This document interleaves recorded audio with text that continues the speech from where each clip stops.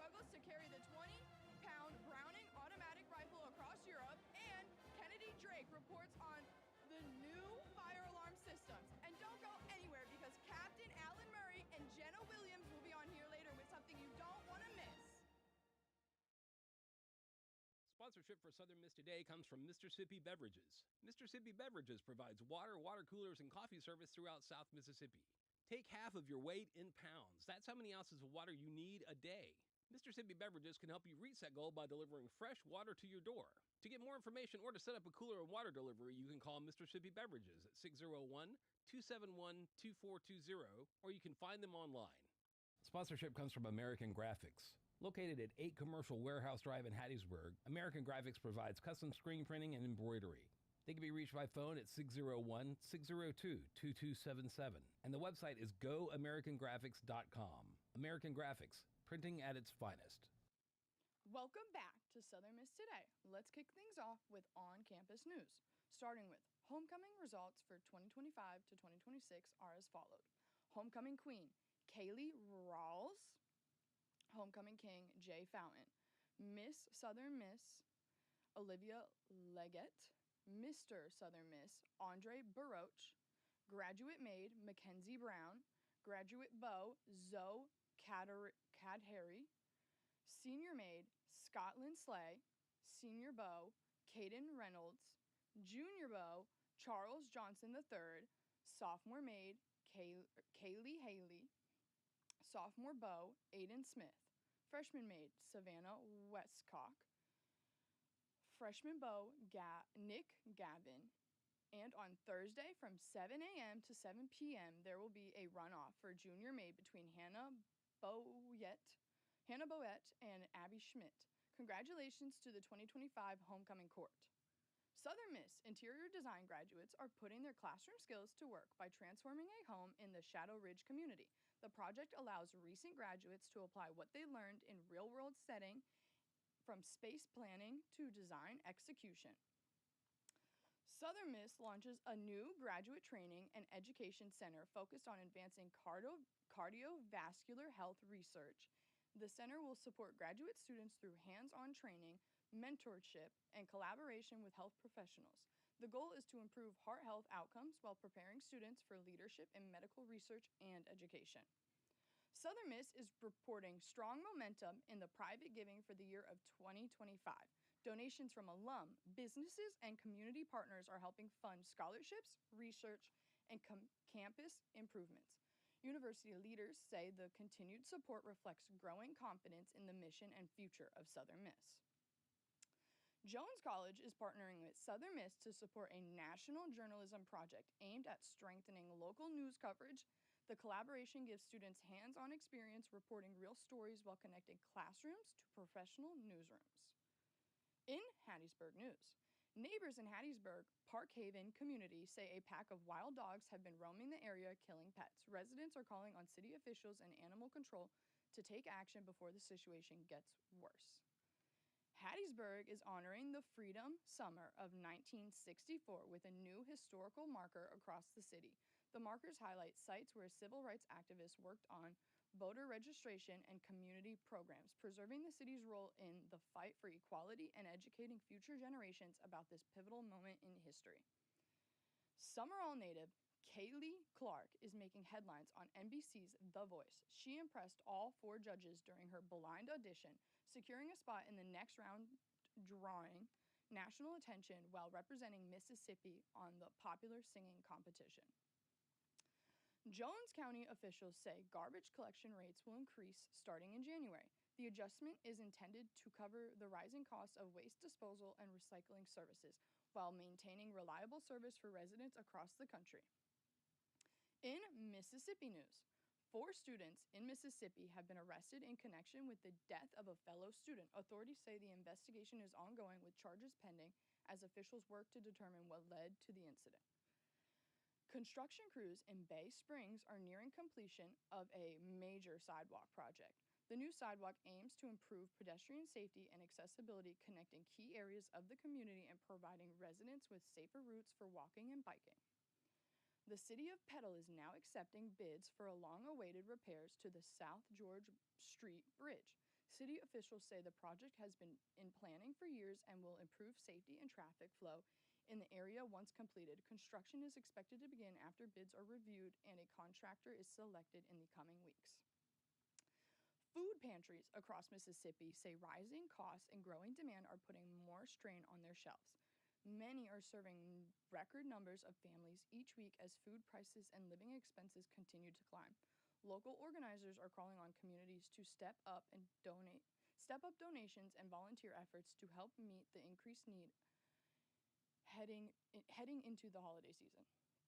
In national news, Louisiana State Police are standing by their claim that LSU football player Kyron Lacey caused a deadly crash, even after a new video surfaced raising questions about what happened. Investigators say the footage doesn't change their findings at the time, though the case remains under review. The crash has drawn widespread attention as officials continue gathering evidence and witness statements. New York City officials are ramping up efforts to deter dangerous subway surfing after the deaths of two young girls. Transit authorities say they're increasing surveillance, fencing, and public awareness campaigns to prevent more tragedies. The city is also working with schools and parents to educate teens on life-threatening risks of riding outside train cars. A powerful snowstorm has stranded hundreds of hikers on Mount Everest, forcing rescue teams into dangerous conditions. Officials say communication has been limited. Evacuations are underway for those trapped at high altitudes. Authorities are urging climbers to avoid the area as the weather conditions remain unsustainable.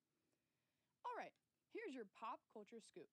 Taylor Swift's new album, The Life of a Showgirl, is finally out, and it's already breaking stream records worldwide. Fans are buzzing over the surprise track and cinematic short film that dropped alongside the release. Lady Gaga's gothic single, The Dead Dance, continues to climb charts after its Tim Burton-directed video racked up millions of views. And Beyoncé just announced a limited edition Renaissance concert film released for streaming later this month, giving fans another chance to relive her record-breaking tour. And that's your pop culture scoop. Before we wrap things up, here's a little inspiration to take with you today. In 3 words, I can sum up everything I've learned about my life. It goes on. Robert Frost. And that was our news update for today. You're tuned in to Southern Miss Radio, and we'll be back in just a minute with sports and weather. But first, a quick word from our sponsors. Sponsorship for Southern Miss Today comes from Mississippi Beverages. Mississippi Beverages provides water coolers, and coffee service throughout South Mississippi. Take half of your weight in pounds. That's how many ounces of water you need a day. Mississippi Beverages can help you reach that goal by delivering fresh water to your door. To get more information or to set up a cooler and water delivery, you can call Mississippi Beverages at 601-271-2420, or you can find them online. To the big-hearted, the bold, the teachers, the growers, the builders, the change makers, we need you. We are the Peace Corps. In more than 60 countries, we go the distance to make a difference. We're volunteers, partners, communities, bringing our experience, joy, and passion to building a better world together. Are you looking for more? Then we are looking for you.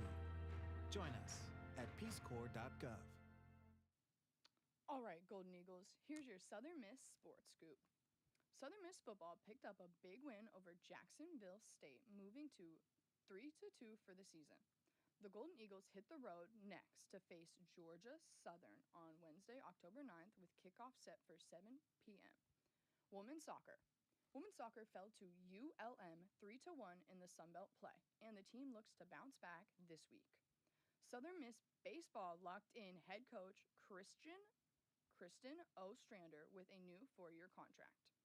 To keep up with all the Golden Eagles sports activities, head over to southernmiss.com. Golden Eagles, if you're headed out, here's the weather you need to know. Today's bringing mostly cloudy skies with highs near 85 and lows around 70. Light winds and cooler vibes. The sun's playing peekaboo. Perfect weather to take it slow and enjoy the breeze. Up next, we have Jim Swagger struggles to carry the 20-pound Browning automatic rifle across Europe. Check it out. This is Mississippi Moments, produced by the Center for Oral History and Cultural Heritage at the University of Southern Mississippi and supported by the Mississippi Humanities Council. I'm Bill Ellison. The Browning automatic rifle was a light machine gun used extensively by Allied forces during World War II. Jim Swagger recalls the challenge of lugging the 20-pound weapon across Europe. When I went to France, I went to the 103rd Infantry. First thing they do, they set you up to see the captain. And he said, I think we're going to make a machine gunner out of you. I said, no, sir. I don't know anything about no machine gun. He knew how to lie and go there and break it. He said, well, here, says, take this BR, so we'll show you how to shoot it. So it's Browning automatic rifle. And it weighed somewhere around, I think around 20 pounds, maybe 21 pounds. Pretty good load to carry, you know, plus 14, 15 pounds of ammunition. And I kept that BR, and I hated that thing. I just weighed 130 pounds. And I was carrying all that load there, see. They look for those BRs because, see, a BR is just like a machine gun. And they'd like to put them out of action. They say the average combat life of a BR in an action is about 2.5 minutes. To learn more, subscribe to the Mississippi Moments podcast or visit cohch.org. Mississippi Moments is supported by the Mississippi Humanities Council. The humanities are for everyone. Coming up, we have a special guest you don't want to miss. That was Jim Swagger. Sponsorship for Southern Miss Today comes from Mississippi Beverages. Mississippi Beverages provides water, water coolers, and coffee service throughout South Mississippi. Take half of your weight in pounds. That's how many ounces of water you need a day. Mississippi Beverages can help you reach that goal by delivering fresh water to your door. To get more information or to set up a cooler and water delivery, you can call Mississippi Beverages at 601-271-2420, or you can find them online. Not completing high school is more of a social thing than it was an academic thing. Even though all these years have passed, I still had that longing to have my diploma. At age 30, Carissa finished her high school diploma. If you're even considering getting your high school diploma, you can do it. No one gets a diploma alone. If you're thinking of finishing your high school diploma, you have help. Find free adult education classes near you at finishyourdiploma.org. That's finishyourdiploma.org. Brought to you by the Dollar General Literacy Foundation and the Ad Council. Well, let's welcome Captain Alan Murray to the show. Hey, Alan, how are you doing today? Oh, well, how are you doing today? Living the dream. Can you tell us a bit about yourself? Yes, I've been with the Hattiesburg Police Department for over 20 years now. Before then, I went through the Mississippi Police Corps Academy course after attending University of South Alabama, where I received my bachelor's degree in sociology. I also worked part-time for the campus police department there. But since I've been with the Hattiesburg Police Department, I've been an officer, sergeant, lieutenant, and captain in both community relations and patrol division. I've gone back and forth like a basketball. Other than that, I've been a public information officer. I was once the host of the Hattiesburg Police radio show. I teach at the Hattiesburg Police Academy about hate groups, extremist groups, human trafficking, bias-based profiling, things of that nature, and also serve as the director of the Hattiesburg Police Athletic League. Thank you. What motivated Hattiesburg Police Department's Community Relations Division to take part in organizing the Community Outreach Safety Festival?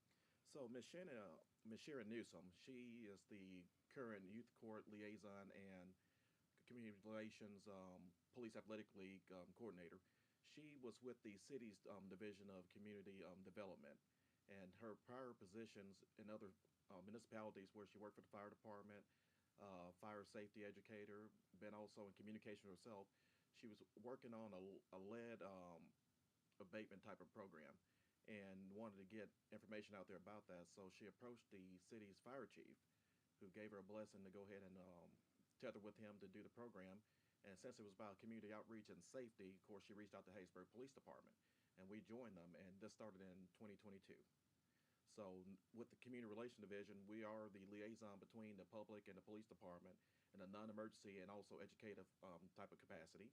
Of course, we're cops first, and we will respond to other emergencies, but we get out there, we educate the community, comprehensive crime prevention, and also we can tailor to specific needs of the community.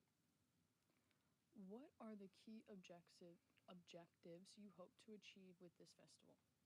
Well, providing safety tips. Of course, the fire department is going to be out there. Well, multiple fire departments will be out there talking about fire safety.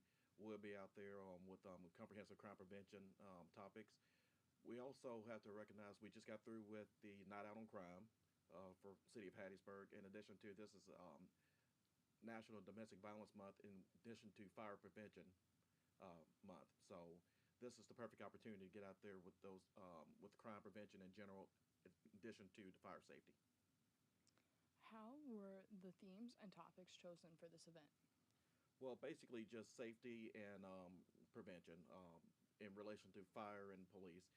And that's how they pretty much will continue to be chosen now. With that being said, threats change, tactics change, community aspirations change, and as we gauge those changes, then we'll adjust as needed.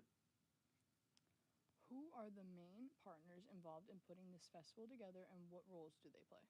Okay, you have Miss Sharon Newsom, who is the community development specialist, youth court liaison with the Hattiesburg Police Department, firefighter Brian Duncan with the Hattiesburg Fire Department, and also Angela Boyer with the State Fire Marshals Academy. And they're the primary ones within their specific capacities who will bring us all together each year, well, since 2022. What kinds of safety information, demonstrations, or service are available at the festival? Well, to my understanding, some fire detectors may be given out, but also they're going to be food trucks. They're going to be multiple fire departments there with their trucks, so the kids can do a touch a truck.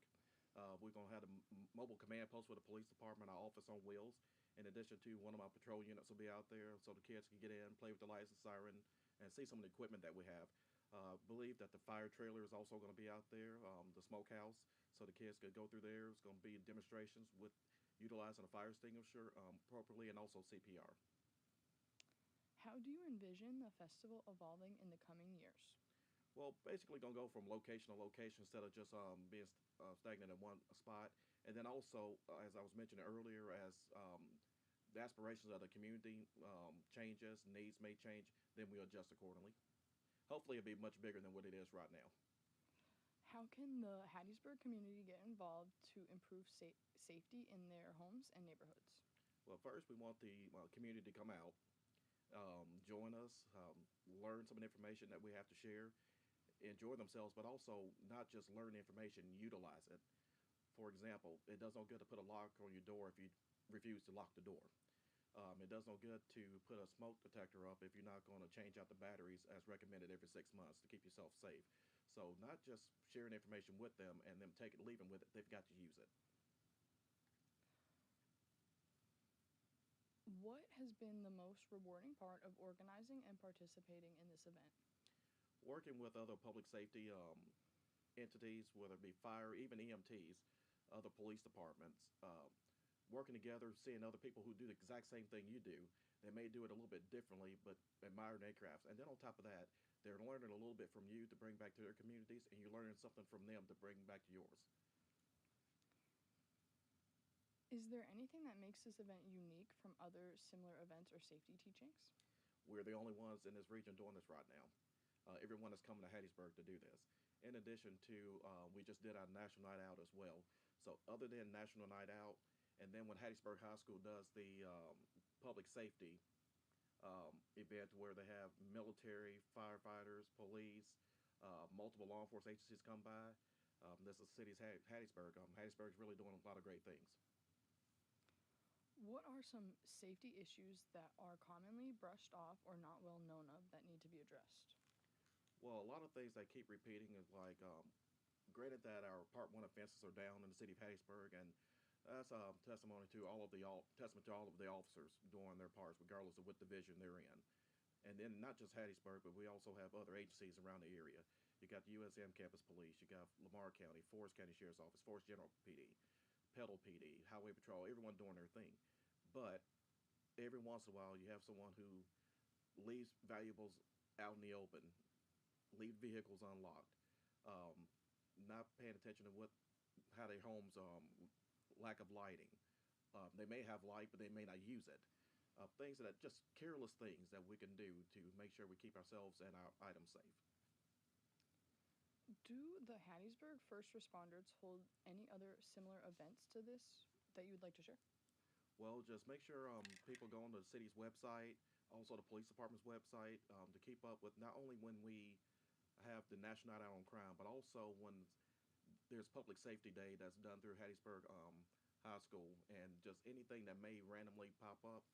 And also, if someone wants something done specifically for their church or other organization, feel free to call the Hattiesburg Police Department. We'd be more than happy to put together something for you. And when is the event? When is the festival? It'll be this Saturday, October 11th, from 10 a.m. to 2 p.m. at Vernon Damon Park, and that's going to be 1000 Country Club Road. Awesome. And then also, when is the Hattiesburg High Safety Day? Like, when does that normally happen? We just had one this past Friday, but Coach Reed, Sherrod Reed, he's a law enforcement officer, and he also runs one of the main instructors of the program. He periodically has going in every 3 to 6 months, so something is always going to be happening over there at Hattiesburg High. And lastly, do you have any advice for our students on campus to keep ourselves safe? And Absolutely. Just always remain vigilant, stay safe, make sure you pay attention to your surroundings. USM has a great agency, it's very safe around here, but when it comes to someone doing wrong and wanting to victimize someone, they're looking for someone who's not paying attention to their surroundings, someone who's distracted, whether it's by their cell phone, reading, sitting down, it could be listening to music, but just out and about, not really paying attention. And when it comes to someone wanting to do wrong to others, they're looking for those who are likely not going to fight back or can identify them or can detect them. So just make sure, just remain vigilant and stay safe. thank you so much, Alan, for joining us today and sharing your voice with our Eagles. We really appreciate it. Thanks for having me. Absolutely. We've got another special guest joining us today. Jenna Williams will be on here in just a second to share her experience with the ROTC and National Guard. Sponsorship comes from Southern Beverage, your local Michelob Ultra distributor. Michelob Ultra has significantly fewer carbs and calories per serving if you are watching those in your diet. You can reach Southern Beverage by phone at 601-268-9111, or you can find them on the internet at southernbeverage.com. Anheuser-Busch, St. Louis, Missouri, and Southern Beverage ask you to please drink responsibly. Sponsorship comes from Furniture Direct, with locations in Hattiesburg, Laurel, and Columbia. Are you looking for a deal? Lots of styles on a good value? You can find them on Facebook at Furniture Direct Hattiesburg for the latest specials and promotions. Or you can shop anytime at FurnitureDirectNow.com. You can see why Furniture Direct is your furniture destination.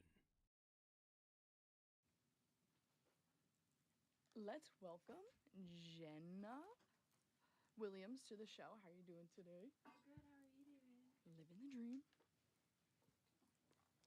If you want to put on those headphones. Or Yeah.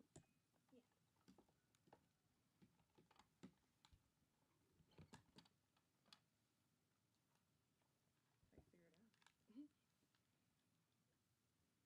And if you want to move your mic, just push it. Sorry about that. There you go. Can you tell us a bit about yourself? Uh, yeah, so I'm a student here at USM. I transferred from LSU in the year of 2024 in the fall, and I've just loved it here. Very sporty. Got to be in the USM Army ROTC program here, which I love. Yeah, so. Welcome to USM. Oh my gosh, thanks. Balancing ROTC, a full-time job, and being a student sounds like a lot. How do you manage to juggle it all? I feel like the consensus for most students in ROTC is that, like, we're here to get a degree, but we're also here to contract and, eventually be in service. So if it's something that we all want to do and we want to be there, we don't really complain about it. We just like, being there. So it's something we have to work hard for, and we all do it together, then it's going to be worth it in the end. So.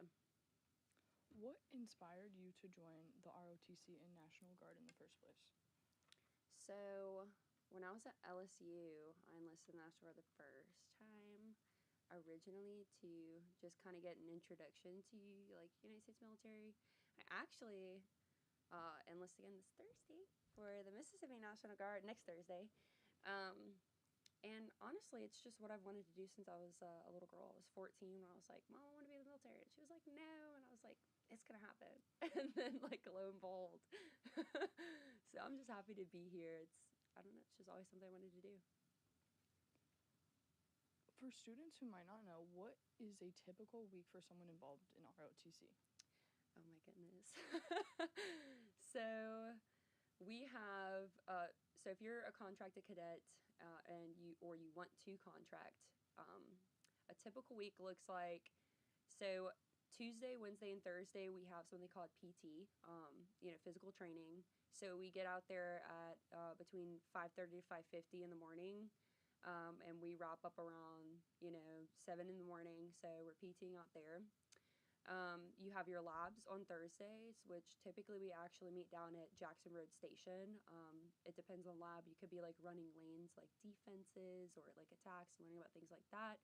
Or you could be doing like land navigation, so getting a map and a compass, getting comfortable out there. Those usually last for around like 1 to 2 hours, our labs. And then you have your classes. So also 2 days a week you're in class, just learning about what it is to be an officer, more like just every side of it. So like tactical side, logistical side, and tact. How you're gonna approach and talk to your people and be a good platoon leader when you ultimately graduate and you commission. So. What is a contract cadet? So a contracted cadet, so like right now I'm non-contract, which means that I'm in the program, and upon receiving your contract, it means that upon graduation, you're going to be in a contract with the United States military. So in your contract, you're actually obligated to do every single event ROTC tells you to do because you're in a contract with the United States government. So contract just means you did it, right? Like you're Signed up. yeah, you're in a contract, you're gonna commission if everything goes well when you graduate.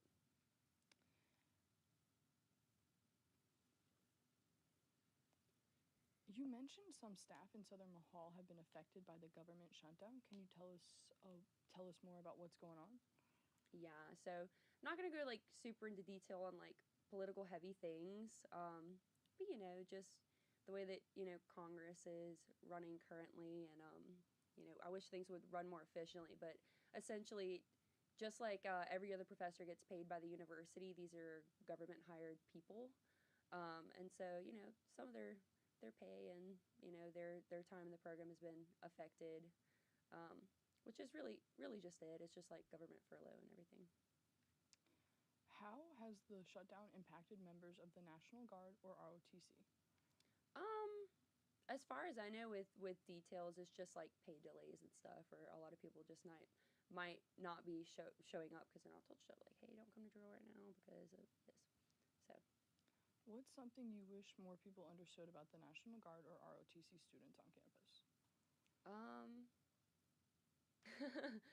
The community it brings. So, like, I've been at ROTC my entire time in college, not through LSU, but through here at USM, and I was immediately welcomed in. If you're thinking about joining the military, you don't have to contract. You could just go in and just see if the military's for you, if you want to be an officer and lead right out of college and, be a second lieutenant. But the community, I feel like a lot of people think it's like, oh, it's really intense. Like, yeah, but you're all doing this together, and you get to learn together and grow together and, work out together. And we have our own like varsity team for competition stuff. And it's really fun if that's what you're into. I wish people would consider it more because it's a big family. Are there any upcoming events, trainings, or volunteer opportunities for ROTC or the National Guard? So we have a recruiter named Sergeant Gannon. He's in Southern Hall. So the first story of Southern Hall pretty much is almost all ROTC cadre and classroom. If anyone has any questions for stuff guard related, definitely see Sergeant Gannon. He's an amazing person. He got me into the guard this time. And, our cadre. So Mr. Nobles, if he's in his office, or just any of the cadre, they're very friendly. If you just go like, hey, I want to learn more about the program. Or any of our cadets, in the program, if you would just walk up into the student lounge, you're like, can you tell me something about this, like 100%. Some upcoming stuff for me personally, but not like a volunteer event. So like this Thursday and Friday, we'll actually be in the field at Camp Shelby performing our super lab. And our super labs just entail like overall like training. So last time it was like calling a 9-line, which is like medical, how you call like a medical line out for a helicopter to come pick up someone that might be hurt. They have a digital range over there that we fire on. We set up our defense and sleep in a defense night, like actual field practice. So we'll, be out under the stars, and we'll be actually like putting to use what we learn on paper and what we learn at our labs on Camp Shelby's base. So that is awesome. Yeah, it's exciting. Looking ahead, how do you see your ROTC and Guard experience shaping your future career plans? I'm grateful I get to be a part of it. So everything that you learn, essentially, there's ROTC and like OCS. There's different routes to being an officer. I took the longer route because more of like community, um, but I definitely see it affecting me because you get to use leadership in a practical way, and you get to actually apply leadership. Like we have a whole battalion like staff, and you get to act in that staff role with the rest of the program, and you get to enact those leadership skills. So later on, those are things that you get to use, just like even simple things. So like you get taught how to write operational orders, like actual military things that you're gonna need as second lieutenant. And the best part is like our cadre, like or they're officers in the military, guard side, active side.